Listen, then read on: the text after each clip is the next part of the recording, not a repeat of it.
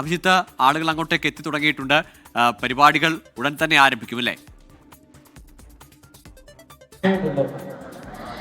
തീർച്ചയായും ഗോകുൽ, ചെറിയൊരു വെയിലുണ്ട്. പക്ഷേ ഈ വെയിലിനെയൊക്കെ അവഗണിച്ചുകൊണ്ടാണ് നിരവധി പേർ ബീച്ചിലേക്ക് ഒഴുകി വന്നിട്ടുള്ളത്. ഒറ്റ ലക്ഷ്യമാണ്, ലഹരിക്കെതിരെ, അക്രമത്തിനെതിരെ അണിചേരുക. അതുതന്നെയാണ് ഈ ഒരു യാത്രയുടെ ലക്ഷ്യം, ഈ ഒരു സമ്മേളനത്തിന്റെ ലക്ഷ്യം. ചേട്ടാ, എവിടുന്നാ വരുന്നത്? കാഞ്ഞങ്ങാട്. കാസർഗോഡ് ഇങ്ങോട്ട്? കാസർഗോഡ് ഇതിനുമായിട്ട് മാത്രം വന്നു. അത് ശരി. കാരണം ഞങ്ങൾ ഇതിൻ്റെയൊക്കെ വർക്കറാണ് അവിടുത്തെ.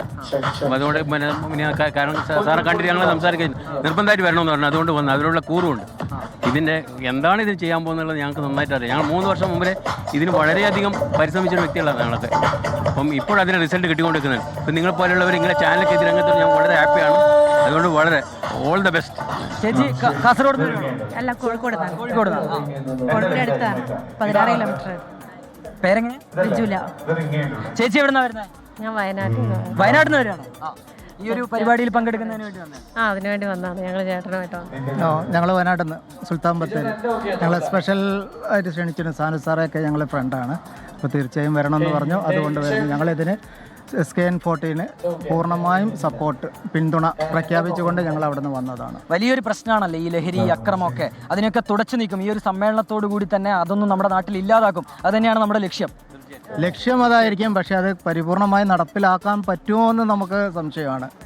അങ്ങനെ ഒരു സംശയമുണ്ട്. നമ്മളെല്ലാവരും ഒത്തുചേർന്ന് കഴിഞ്ഞാൽ അത് നമുക്ക് എല്ലാം പറ്റും.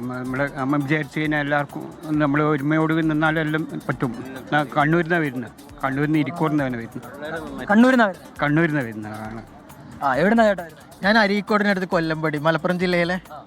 ഈ ഒരു സമ്മേളനത്തിൽ പങ്കെടുക്കാൻ വേണ്ടി അതിനായിട്ട് വന്നതാണ്. എല്ലാ പരിപാടികളും മാറ്റി വെച്ചിട്ടുണ്ട്, ഇങ്ങോട്ട് വന്നതാണ്. ഈ പരിപാടിയിൽ എന്തായാലും പങ്കെടുക്കണം. നല്ലൊരു ക്യാമ്പയിനുമായിട്ടാണ് നമ്മുടെ സാറ് എത്തിയിട്ടുള്ളത് എന്നുള്ളതുകൊണ്ട് സമാപന സമ്മേളനത്തിലെങ്കിലും പങ്കെടുക്കണം എന്ന് കരുതിക്കൊണ്ട് വന്നതാണ്. ഇന്നത്തെ യുവാക്കൾക്കിടയിൽ ഇറങ്ങി ചെന്നിട്ടുള്ള ഒരു ക്യാമ്പയിനായിട്ടാണ് സാർ ഇറങ്ങിയിട്ടുള്ളത്. അതുകൊണ്ട് തീർച്ചയായിട്ടും പങ്കെടുക്കണം എന്ന് കരുതിയിട്ട് വന്നതാണ്. എങ്ങനെയാ ചേട്ടൻ എവിടുന്നാ വരുന്നത്? മലപ്പുറം ജില്ല. ഈ യാത്രയിൽ പങ്കെടുക്കാൻ വേണ്ടി തന്നെ വന്നത്? അതെ, തീർച്ചയായിട്ടും. ഇത് സ്വയം വ്യക്തികൾ തന്നെ സ്വയം നിയന്ത്രിച്ച് കൊണ്ടുവരണം. ഓരോ വ്യക്തികളും ഞാനിത് ഉപയോഗിക്കില്ല എന്നുള്ള രീതിയിൽ കൊണ്ടുവന്നാൽ മാത്രമേ സമൂഹം രക്ഷപ്പെടുകയുള്ളൂ. ചേട്ടനും ഈ യാത്രയ്ക്ക് പിന്തുണയായിട്ട് വന്നു? അതെ. ഞാൻ എടവണ്ണപ്പാറ, മലപ്പുറം ഡിസ്ട്രിക്റ്റിലെ എടവണ്ണപ്പാറ. എൻ്റെ മോന് ഇതിൽ പാർട്ടിസിപ്പേഷൻ നടത്തുന്നുണ്ട്. അതായത് ചീക്കോട് KKM ഹൈസ്കൂളിലെ KKM ഹൈസ്കൂളിൽ സ്കൗട്ട് ആൻഡ് ഗൈഡിൻ്റെ കുട്ടികൾ ഇവിടെ വന്നിട്ടുണ്ട്. അവരിതിൽ ചെയ്യുന്നുണ്ട്, ഇതിൻ്റെ പ്രതിഷേധിക്കാൻ വേണ്ടി ചെയ്യുന്നുണ്ട്. അങ്ങനെ വന്നതാണ്.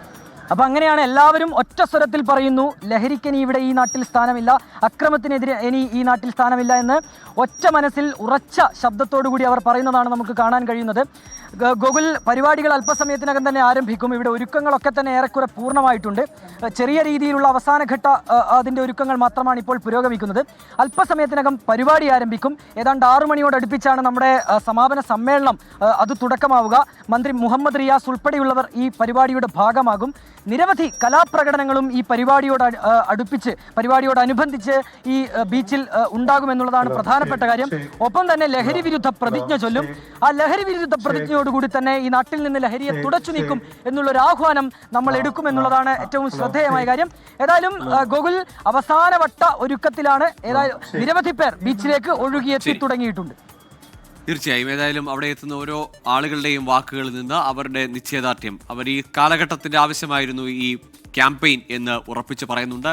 ഈ ലഹരി മാഫിയയ്ക്കെതിരെ, അക്രമത്തിനെതിരെയൊക്കെ പൊരുതുവാനുള്ള ഒരു ആത്മവിശ്വാസവും നമുക്ക് ഈ ക്യാമ്പയിൻ ഏറ്റെടുത്ത 24-ന് ഈ അഭിനന്ദനം അറിയിക്കുന്നതിനൊപ്പം നമ്മുടെ ഈ ക്യാമ്പയിന് കൂടുതൽ ആത്മവിശ്വാസം പകരുന്ന തരത്തിൽ, അല്ലെങ്കിൽ ഇവരുടെ നാട്ടിൻപുറങ്ങളിലൊക്കെ സ്കൂളിലെ കുട്ടികളൊക്കെ ഉണ്ട്, അവരുടെ സുഹൃത്തുക്കളെയൊക്കെ ഇത്തരത്തിലുള്ള മാഫികളുടെ കയ്യിൽ നിന്ന് പെട്ടുപോകാതെ ചേർത്ത് പിടിക്കാനുള്ള ആർജവവും ആവേശവും ആത്മവിശ്വാസവും ഒക്കെ ആ കുട്ടികളുടെ വാക്കുകളിലുണ്ട്.